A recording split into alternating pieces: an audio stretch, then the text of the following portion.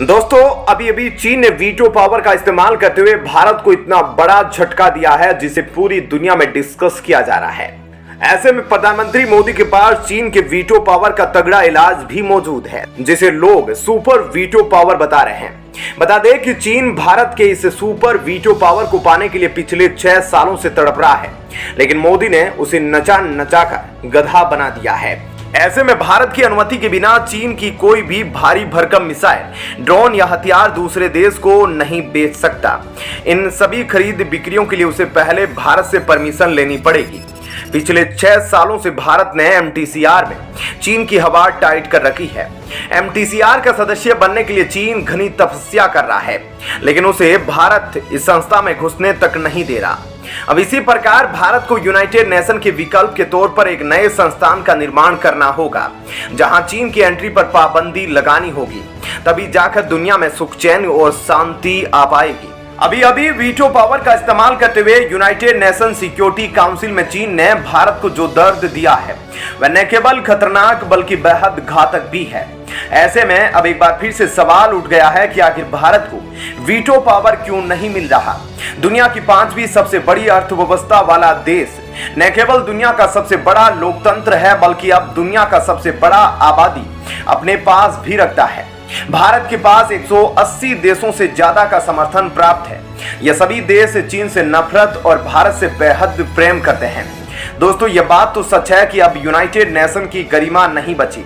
अब भारत को चाहिए कि जल्द से जल्द यूनाइटेड नेशन को टाटा बाय करके अपने विकास पर ध्यान दे और चीन को मात दे। जब आप अपने प्रतिद्वंदियों को उसके अखाड़े में नहीं हरा सकते तो ऐसे में आपको खुद का अखाड़ा तैयार करना ही पड़ेगा। अगर हम संयुक्त राष्ट्र को अहमियत देते रहेंगे तो वहां पर चीन हमारा खुलकर शोषण करेगा, क्योंकि संयुक्त राष्ट्र के 5 दरवाजों में से चीन भी एक दरवाजे का पहरादार बनकर बैठा है।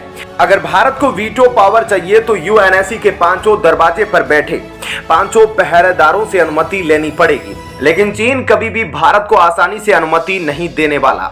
ऐसे में अब भारत को अपने नए प्लान पर काम करना होगा, जहां अब या तो हमें संयुक्त राष्ट्र में त्याग पत्र देना होगा या फिर संयुक्त राष्ट्र से भी एक बड़ी संस्था को बनाना होगा जहां भारत का वर्चस्व कायम रहे।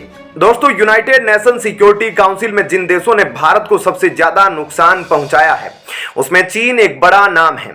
अपने वीटो पावर का इस्तेमाल करते हुए चीन ने भारत को इतने गंभीर घाव दिए हैं जिसे भर पाना बेहद मुश्किल हो गया है।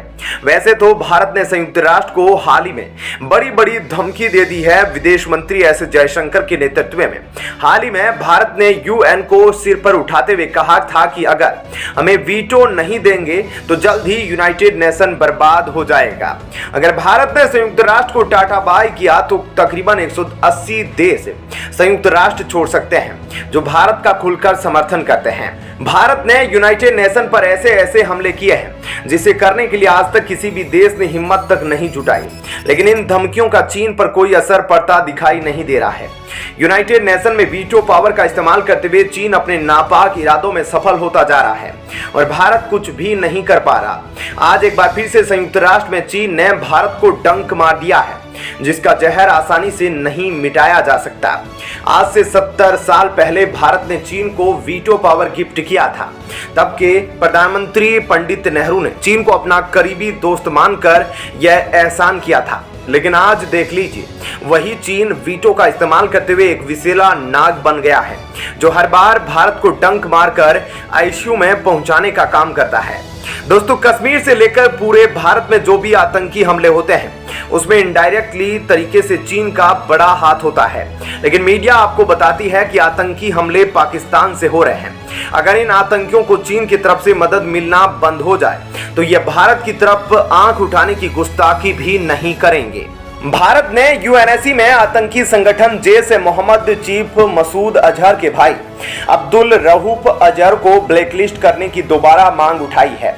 इस बार भारत को पूरी उम्मीद थी कि आतंकी ब्लैकलिस्ट हो जाएगा, लेकिन तभी चीन की एंट्री ने भारत को तगड़ा झटका दे दिया। चीन ने इस आतंकी को ब्लैकलिस्ट होने पर आपत्ति जता दी। चीन ने कहा कि इस आतंकी को ब्लैकलिस्ट करने की क्या जरूरत है, यह तो एक भला आदमी है। दोस्तों अब आप समझ गए होंगे कि भारत को वीटो पावर की जरूरत क्यों है। भारत के बनते हुए कार्यों में चीन एक बड़ा रोड़ा बनकर खड़ा हो जाता है, लेकिन चीन के कार्यों में भारत कुछ नहीं कर पाता। अगर भारत के पास अपना वीटो होगा तो हम खुलकर चीन को औकात दिखा सकेंगे। ऐसे हालातों में चीन भी भारत के खिलाफ एक्शन लेने से पहले 100 बार सोचेगा, लेकिन भारत को वीटो मिलने के दरवाजे पर सबसे बड़ा पहरेदार चीन बनकर बैठ गया है, जो भारत को अंदर घुसने तक नहीं दे रहा। इससे पहले पिछले साल अगस्त में भी भारत और अमेरिका ने अब्दुल रऊफ को वैश्विक आतंकी घोषित करने का प्रस्ताव पेश किया था। पूरी दुनिया जानती है कि यह आतंकी न केवल खतरनाक है बल्कि ब्रह्मांड के लिए जहरीला सांप है। तब भी चीन ने वीटो पावर का इस्तेमाल कर इसे रोक दिया था। चीन के एक प्रवक्ता ने कहा था, हमें मामले को समझने के लिए समय चाहिए। इसी तरह चीन पूरी दुनिया को बर्बादी की कगार पर धकेल रहा है। इसी तरह का पाप करने की वजह से आज चीन में ऐसी महामारियां आती है जो पूरी दुनिया में तो खत्म हो जाती है, लेकिन चीन में खत्म नहीं होती, क्योंकि चीन अपने पावर और पैसे का इस्तेमाल बेहद गलत ढंग से करता है, जिससे दुनिया का भयंकर नुकसान होता है। जिन आतंकियों ने हजारों मासूमों के खून पिए हैं, उनको संरक्षण देकर आखिर चीन क्या साबित करना चाहता है? चीन को शर्म आनी चाहिए कि आज वह एक ग्लोबल पावर बन गया है और अपनी शक्ति का दुरुपयोग दहशत फैलाने के लिए कर रहा है। आपको बता दें कि आतंकियों के खिलाफ इस प्रपोजल को यूएनएससी के बाकी 14 मेंबर्स का समर्थन हासिल था, लेकिन एकमात्र चीन ने हद पार करते हुए भारत के खिलाफ आतंक को जिंदा रखा। अमेरिका 2010 में रऊफ पर प्रतिबंध लगा चुका है। उस पर आतंकी गतिविधियों में शामिल होने और भारत में आत्मघाती हमला करने का आरोप है। इन मामलों में अमेरिका खुलकर भारत का साथ दे रहा है। संयुक्त राष्ट्र के बाकी मेंबर भी भारत के पक्ष में खड़े हैं। सभी के मंजूरी के बाद रऊफ को वैश्विक आतंकी घोषित करने के लिए संयुक्त राष्ट्र में प्रस्ताव भेजा गया, लेकिन चीन हर बार पाकिस्तान का साथ देते हुए इसे पीछे हट जाता है। अगर चीन इन आतंकियों का साथ ना दे तो पाकिस्तान कभी भी एफएटीएफ ग्रे लिस्ट से बाहर नहीं आ पाएगा। हालांकि एक बात तो साफ है कि यूनाइटेड नेशन आतंकियों के खिलाफ कोई ठोस कदम नहीं उठाता। आज भी यूएन डिजाइग्नेटेड आतंकी पाकिस्तान में खुलेआम घूम रहे हैं। हाफिज सईद को संयुक्त राष्ट्र ने आतंकी घोषित कर रखा है। जब भी पाकिस्तान पर एफएटीएफ ग्रे लिस्ट का दबाव बढ़ता है तो 4 पाकिस्तानी पुलिस आतंकी हाफिज सईद के घर चाय पीने पहुंच जाती है, ताकि दुनिया को पता चले कि हाफिज सईद के खिलाफ पाकिस्तान पुलिस कार्रवाई कर रही है, लेकिन ग्राउंड लेवल पर होता कुछ नहीं है। इस साल जनवरी में लश्कर-ए-तैयबा के राजनीतिक विंग के हेड और हाफिज सईद के बहनोई मक्की को वैश्विक आतंकी घोषित कर दिया गया था। अमेरिका और भारत ने मिलकर इस प्रस्ताव को भी पेश किया था, जिस पर चीन ने पहले तो आपत्ति जताई थी, लेकिन बाद में मंजूरी दे दी। आखिर चीन ने इन आतंकियों पर वीटो क्यों नहीं लगाया?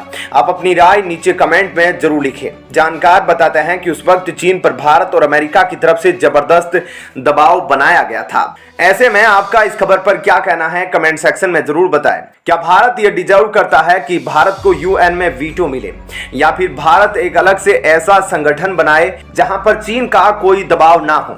ऐसे में अपनी राय जरूर बताएं। धन्यवाद। जय हिंद।